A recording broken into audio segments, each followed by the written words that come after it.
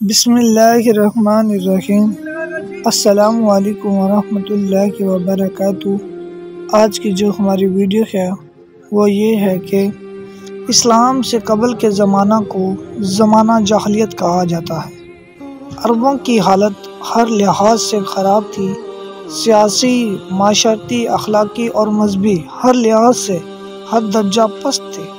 وہ ذہانت، زبان، دانی، فصاحت و بلاغت، جرأت و شجاعت اور قوت خطابت جیسے اوصاف کے حاصل ہونے کے باوجود ضلالت اور گمراہی کی تاریکی میں ڈوبے ہوئے تھے۔ ارشاد بانی ہے، بحر و بر کے اندر فساد برپا تھا جو کچھ انسان نے اعمال کیے تھے۔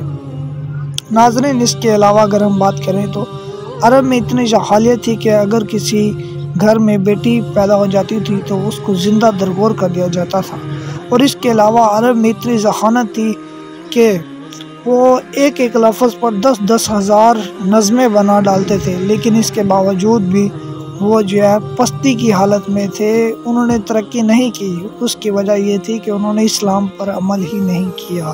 جزاک اللہ خیرہ۔ اگر آپ کو یہ ویڈیو اچھی لگے تو میرے چینل کو لائک، شیئر، سبسکرائب اور فالو لازمی کرنا۔ اللہ حافظ۔